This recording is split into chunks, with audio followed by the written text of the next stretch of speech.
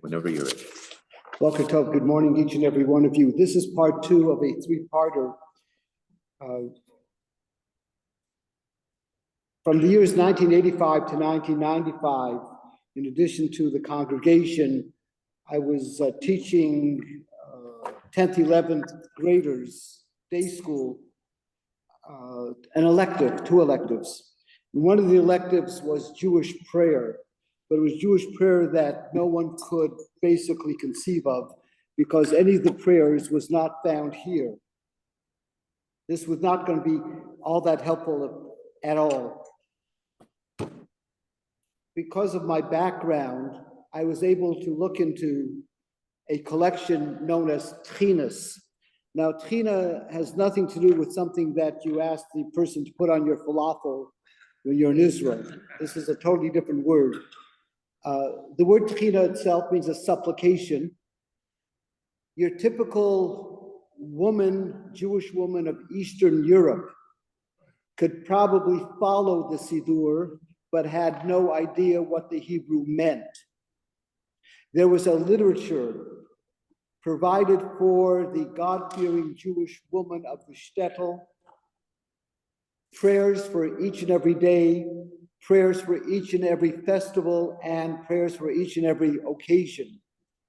They are not translations, not even close to being translations of what would have been found in the Siddur.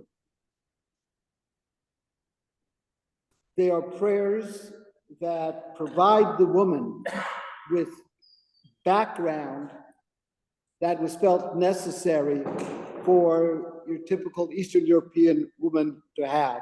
So therefore, from 1985 to 1995, I compiled an entire loose leaf, actually maybe even 2 loose leaves, of tchinas, of a prayer for Monday, prayer for Tuesday. This was not the psalm of the day.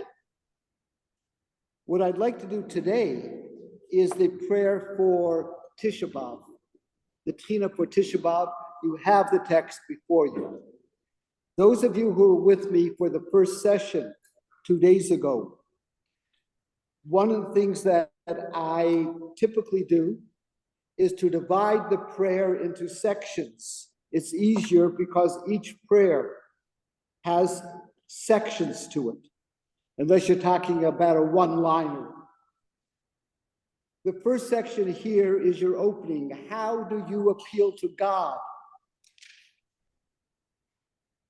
Now you could say, Avinu Shebashamayim, our Father, excuse what it sounds like, our Father who art in heaven.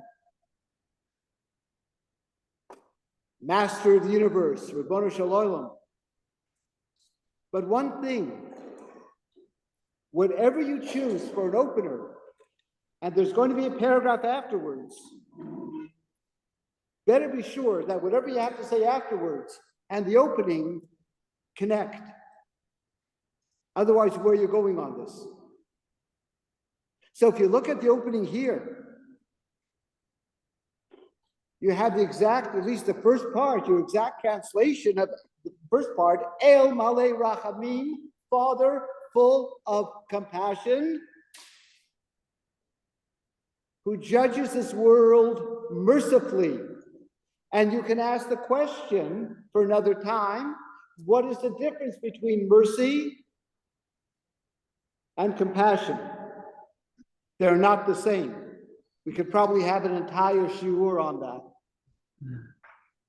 But whoever composed this tchina felt it important, felt it necessary to appeal to God and put God in the framework of a compassionate God, a merciful God. And these really are Tisha B'Av words. They don't belong for Tu B'Shvat, I guarantee you. And they don't even belong for Rosh Hashanah. Because Rosh Hashanah, you're going to deal with judgment. Judge of the universe, judge of the world, who judges justly, whatever. But this is Tisha B'Av classic.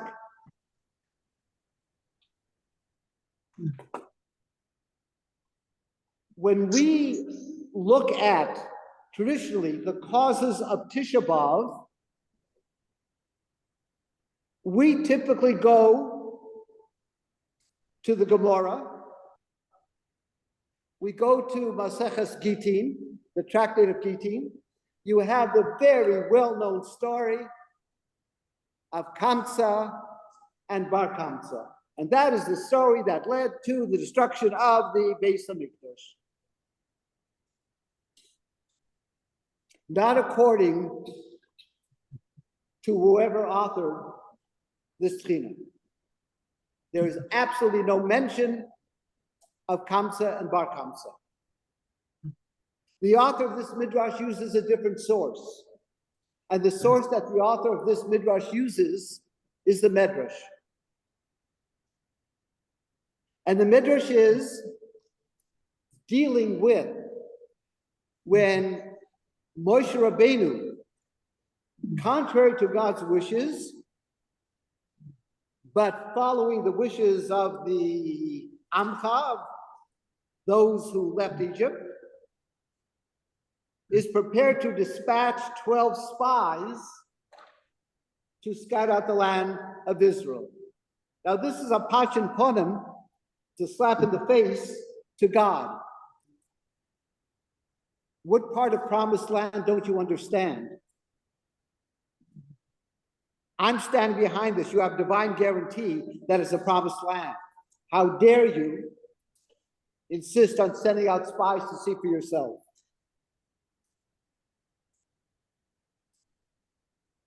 But the author of the Tchina gives the entire background to the ill-fated spy episode, not what they did in the land of Israel, not bringing back the fruit, not reporting that the people there are giants, that we must have looked like grasshoppers in their eyes, none of that.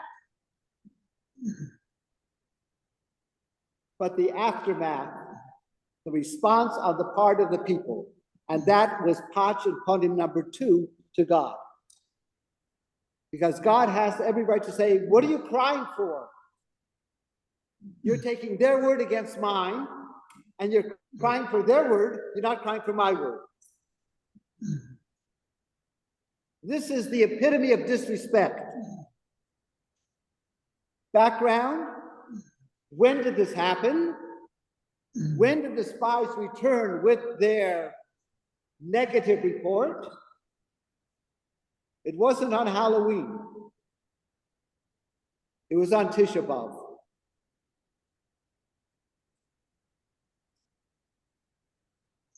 And you have basically given in this, found in this prayer, essentially what I'm saying, only restated. Rather than show gratitude, rather than being grateful,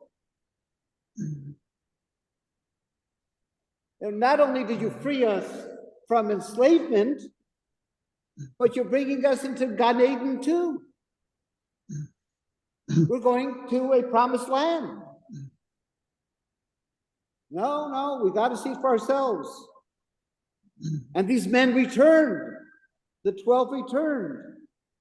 10 of the 12 returned with their report.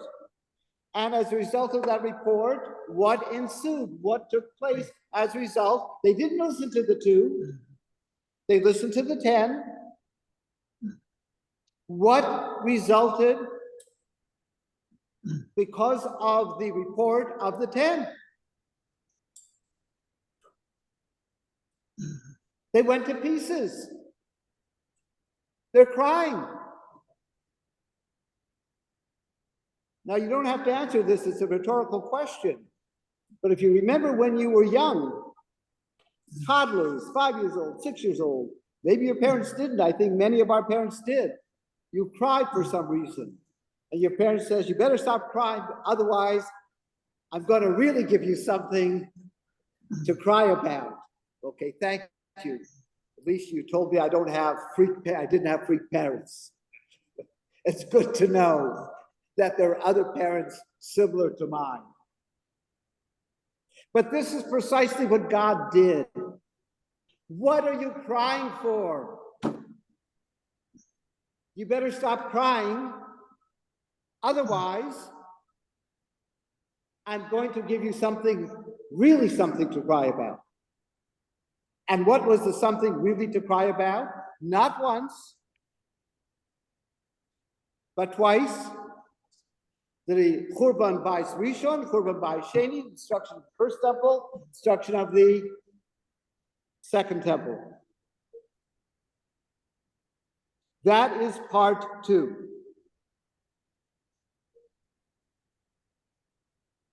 We're going to shift now, and the shift point, it's a beautiful literary, you get 10 out of 10.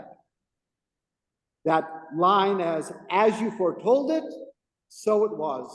That shows us that we're completing this particular section of the Midrash, of the background of what took place to make Tisha B'Av Tisha B'Av. Why is there a Tisha B'Av? Very simple, because on this very day in biblical history, the following, what you just read, occurred. We have the shift. As you foretold it, Rabbanu Shalom, as you, God, said, I'll give you something to cry about, you did give us something to cry about. As you foretold it, so it was. One thing particular to any Techina, in addition to relying on Medrash, it's filled with Medrash, it's fabulous. Secondly, they will also, the Techina will always find a biblical quote to put in, to substantiate. The biblical quote here is Nafla Ateres Roshenu, the crown of our head has fallen. I was teaching this to someone the other day over the phone who does not have that much of a background in Judaism, not much of a background in Hebrew, not much of a background in Israel. But I said the following, that is certain neighborhoods, especially Mea Sharim, most of all of us have been there. You see these boards where you have these printed sheets that are pasted on. And if it's the passing of a great leader, it's not unusual, very typical for the heading to be Nafla Ateres Roshenu, the crown of our head has fallen. We tell you with tears in our eyes, we tell you about the histalkus, the removal from this world of this and this great rabbinic leader. So the source, Eicha, the crown of our head has fallen. What is the crown of our head here? It's not one person in particular. The crown of our head has fallen. The crowning achievement, Beis HaMikdash. Now, your next section, your next part of this, we're going into threesomes. You'll see because. You'll also see no longer. And those are different sections. The question is, what caused this? And please don't say the Romans for the second Beis HaMikdash. Don't say the Babylonians for the first Beis HaMikdash. That's not what caused it. If it weren't the Romans, it would have been the Norwegians or somebody else. They were nothing more than a tool to get the job done.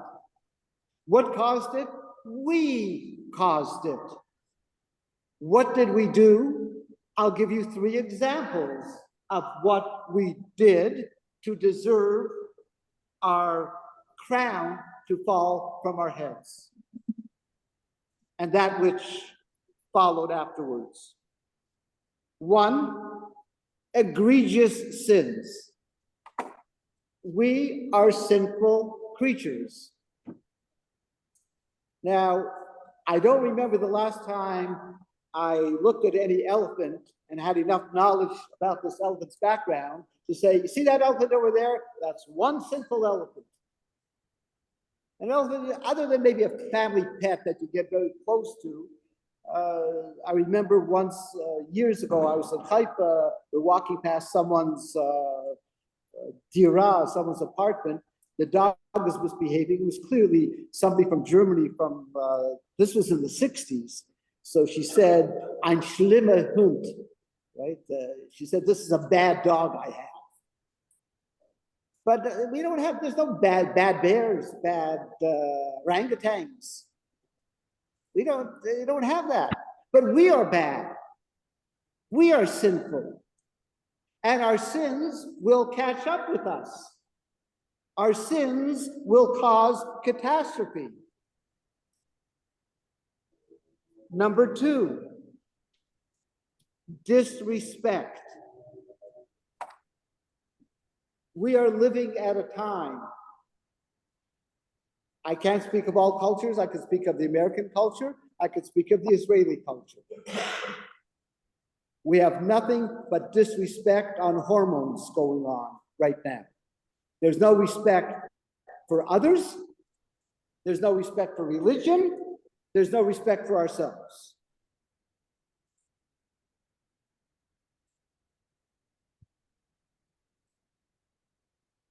People here, I take good-naturedly, they make fun of me the way I dress.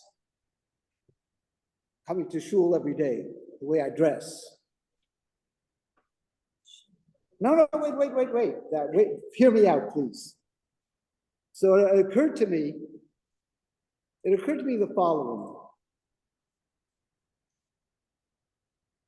That years ago, everybody was very careful the way they dressed.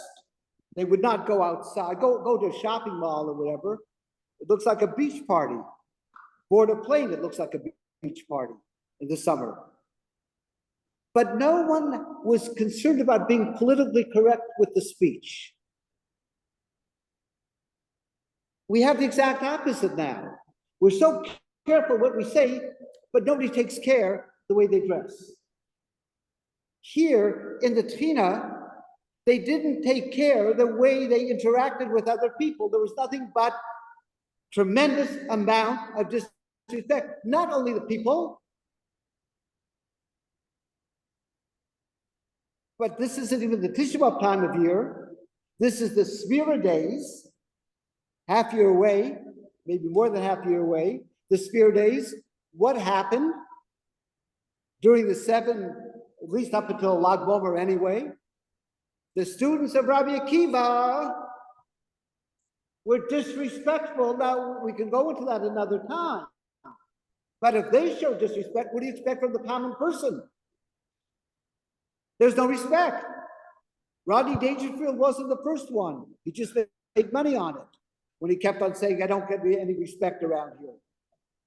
But none of us get respect anymore. Driving here this morning, pulling out of Chandler, there's a train. So do you think New Jersey drivers are going to stop where they're supposed to stop if they have green light because you can't get through the intersection, you have to block it? No, they block it. I can't turn left and get into the right lane because I have to turn right on 20th. There's no respect. They don't respect me. They don't respect the traffic laws. There's no respect. But here it had repercussions. Because of disrespecting our fellow Jews, you gave us over to the enemy. Yes. I just think it's gotten so bad that we're not even getting respect from our own children. That is entirely correct. That is correct. In my case, it's the next generation. I get respect for my children. I don't get respect for my grandchildren, but I deserve it because I set it up that way. It's my own fault. But you're entirely correct. But if I had it for my children, I'd say, I don't recall ever saying anything to you to merit what you just said to me. If I did, please let me know. But we disrespect our fellow Jews. And I'll tell you something, the enemy treats us equally.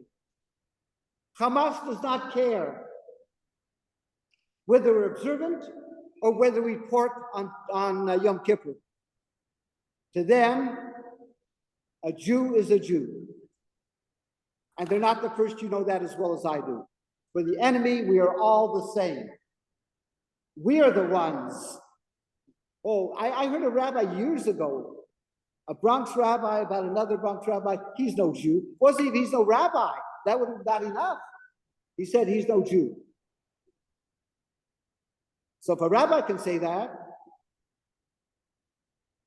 the disrespect, the third, and this is the one that really brings it home, hits home, the baseless sinas tinam, the baseless hatred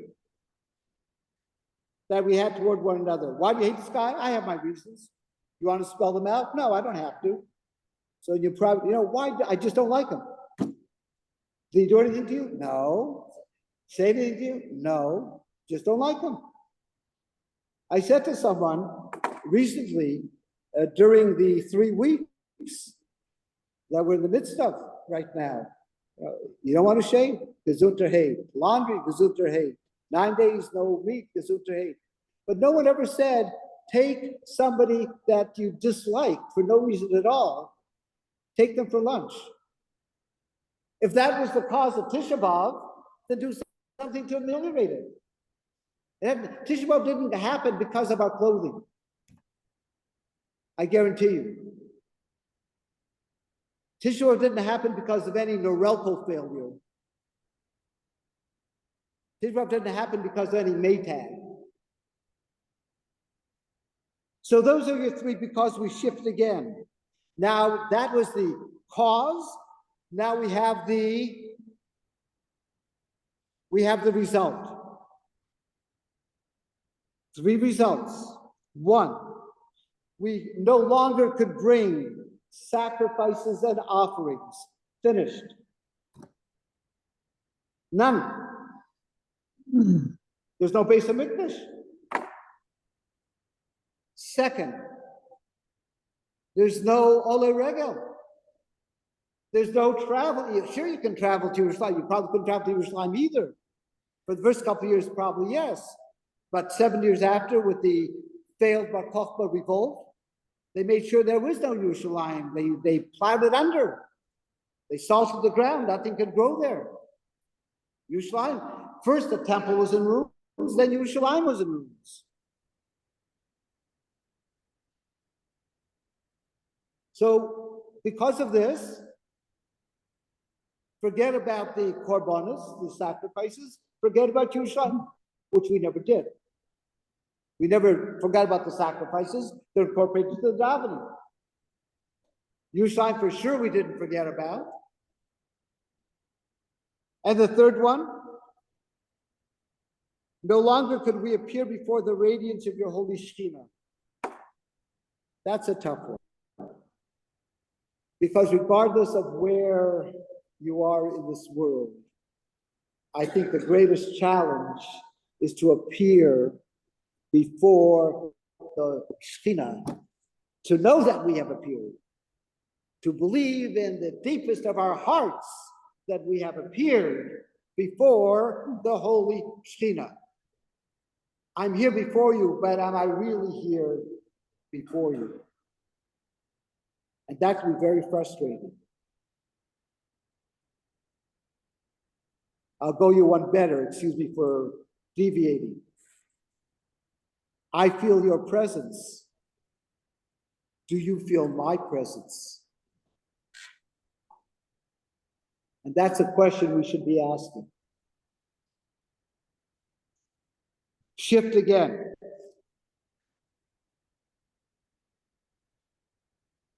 Punishment. Physical punishment. 3, again. And this is done very orderly. It's done in a fabulous fashion. Neat package. We became slaves. Yesterday morning, a Sephardic Jew, I got out of the car to pick up the newspaper. A Sephardic Jew, whom I know, all of you know him. He owns an eatery here in the area. So he asked very nicely, he says, we're speaking Hebrew. He said, remind me, you're not eating meat. Does it start today Rosh Chodesh, or does it start the day after Rosh Chodesh? This question would not have been, it could not have been a question had we not been taken away in slave ships by the Romans that started our European existence, all the practices, and I look like this. And I spent a month living in Ukraine back in the late 90s. I had a darker beard back then, and I wore a little sailor's cap like Popeye used to wear. And people were stopping me all the time, asking me for directions and everything else, because I looked like one of them. I didn't look like I came from the Middle East. We're Europeans, we're Eastern Europeans. We have the Russian, Ukrainian look to us. That's why we gefilte fish and pacha and knishes. The Mizrahim don't do that. But that's because of what we're reading right now. So we became slaves to be demeaned and to be deported, subject to forced labor. Number 3, hunger, starvation, and death. Far-reaching consequences. This is an ongoing situation. And that's why, personally speaking, you may agree with me or disagree. This whole mess since October 7th. I had this fantasy that it's only here in Golis, in the diaspora outside of Israel, do we worry about pogroms and being killed indiscriminately, etc. Oh, Israel, liyot am chofshi b'artzeinu, to be a free people. But the pogroms caught up with them. So they weren't Cossacks, they're Hamas. It's not much difference. Shift again, next part. Not just Jerusalem, your holy city. Not just Jerusalem, the ultimate of beauty. Remember, 10 measures of beauty were given to the world. 9 were taken by or given to Jerusalem. Exactly correct. This is straight out of Eicha now, straight out of Eicha. It was utterly destroyed. It sits in solitude, became the object of derision. People jeer and show contempt. This is classic Eicha. This is classic next Monday night. Shift one more time. Any tchina, editorial note, any tchina is going to have a request. That's the purpose of the tchina. Now, I'll tell you something. And I told this to my 11th graders at the time. I said, this stays here in the classroom. I said, as 16-year-olds, you're going to mess up. You're going to get in trouble with your parents because that's what 16-year-olds do. I was also a 16-year-old one time, and I did the same stupid things that you're going to be doing. But I'm going to tell you something that's going to ameliorate the situation when you have to confront your parents that you just crashed the car or what have you, or just got a speeding ticket or whatever you did stupidly. You approach them by saying, I know that you are very fair as a father or a mother. I know that you have tremendous love for me, and this is why I feel I can come to you. Once you butter them up by saying, I know you're very fair, I know I can come to you, I know that you will listen without getting upset right away, they're not about to deny anything you've just said about them. Now, I didn't think of this my own. I got it straight out of the Tchinas. So here, but you are God, you, O God, or you are God, a merciful and gracious God. It's not that you are the ruler of the universe. It's not you are all-powerful. It's not that you are omniscient, that you know everything, but you're merciful. And we, at this time, we need mercy. And you're gracious. And if we ever needed your grace, it's now. So what do we ask? 1, incline your ear as we beseech you. Listen to us. Listen to our prayers. We're down on our knees. We've hit rock bottom. That's as far as the ear. We're going now to the eye. Open your eye.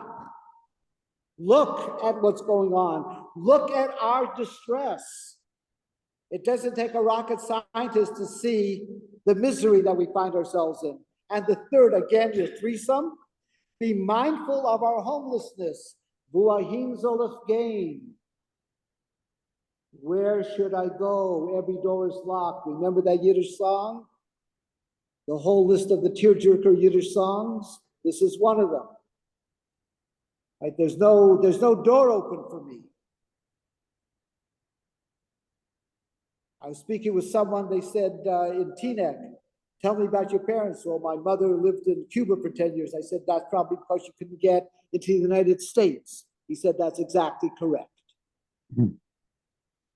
The great United States, the great Canada, democracies, leaders of democracy in the Western world, democracy for some, and then there's another democracy for Jews.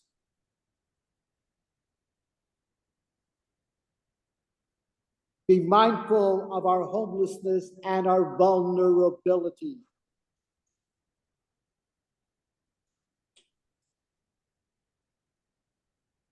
Now we're going to specifics. Take note of your people's blood that has been shed needlessly over the years. Jewish blood over the years, decades, centuries of history, Jewish blood became cheap, extremely cheap. No one shed a tear over Jewish blood. I wish it weren't so. They would cry more for their dog or cat that was hit by some piece of machinery than they would for a Jew. Compassion of God, we're shifting because that's the way we started off, God full of compassion. We're ending now, compassion of God. This is done beautifully. What does every Jew ask for traditionally? B'meher Rabbi Yameinu, speedily in our days, hasten the arrival of Mashiach, so that we are gathered in Me'arba Kanfos Haaretz, from the four corners of the world. I was leading a group to Israel, a congregational trip. I knew what was happening right along because when we landed, somebody from the tour company said, Rabbi Zell, your tour agent, something came up. He'll be with you tomorrow morning, but can you handle things till they get to the hotel? And I knew right away that he was still finishing up with the previous group. That's why I couldn't meet ours. All right, Nishka Fairless.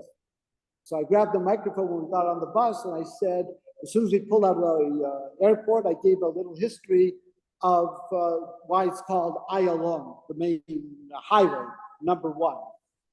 But I said, we'll go, one of the first road signs, maybe first, second, or third, it's going to be called Kibbutz Galuyot. You'll see a sign that will say Kibbutz Galuyot. And that is the ingathering of the exiles. That is Israel. That's 1948 and 1956 and 1967 and any year along that where Israel opened its doors to Jews, 56 with the Hungarian Revolution, 67 with Jewish pride, opening its doors. Now it's with Nefesh B'Nefesh, Kibbutz Galuyot.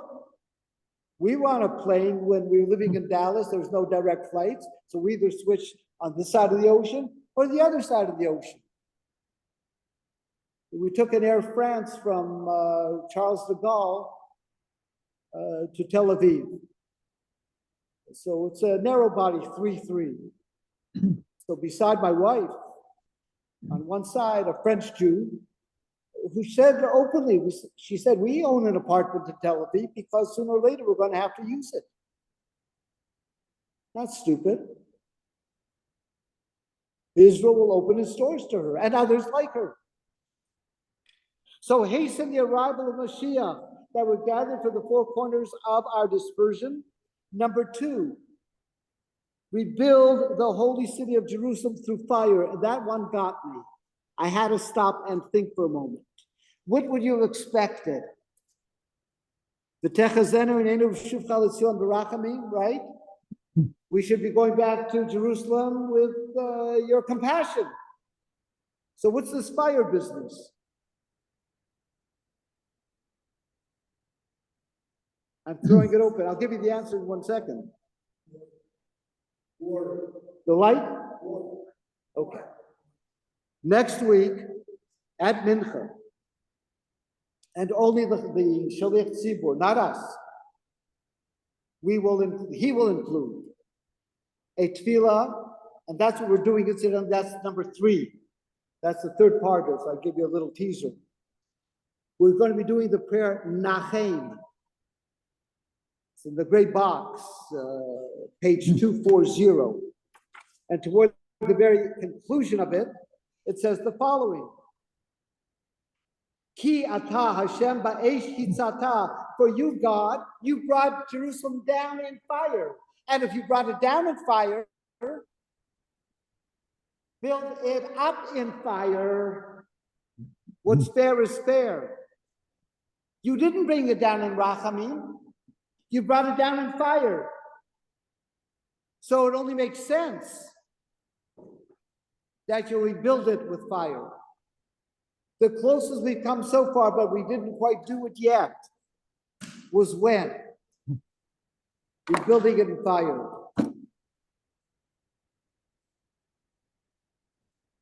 June, 7th, 8th, 1967.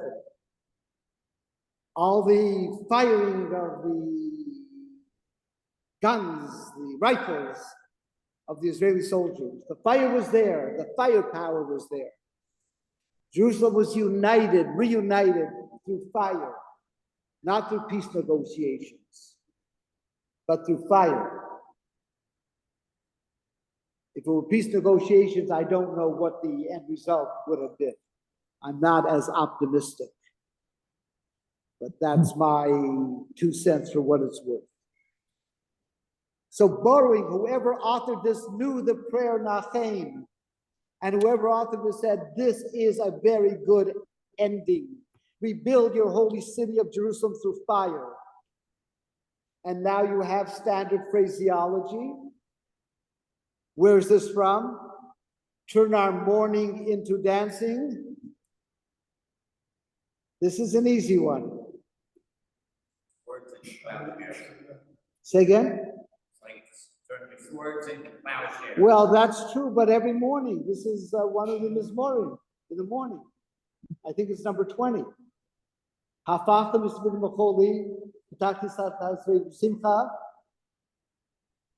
We say it every morning toward the very beginning, before the second Kaddish. You have the Rabbi Kaddish, then you have the Psalm, which is the Psalm. Hold for 1 second. Either that or I'm dreaming. Bear with me 1 second.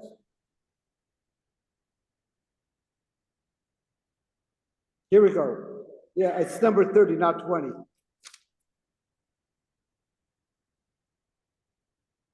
Hafachta misbid b'choli, turn out misbidi, my mourning, macholi, machol, dancing.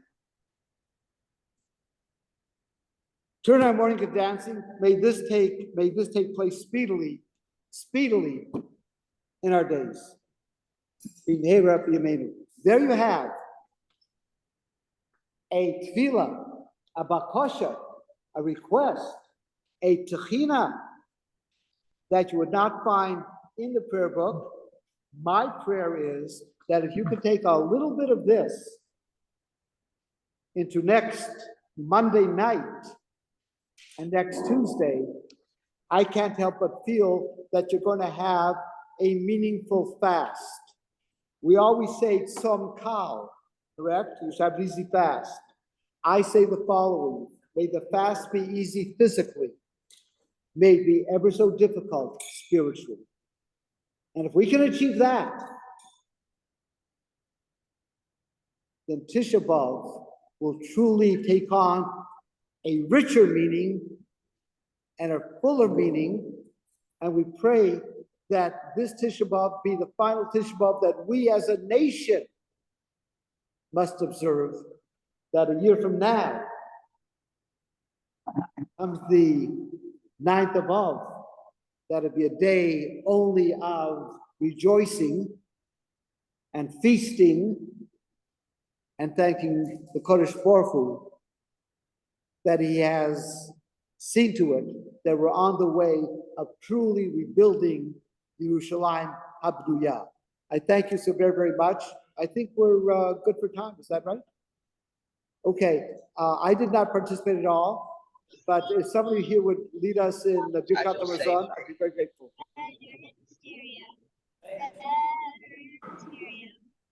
Yashikar, Rabbi Shawn. Thank you so much.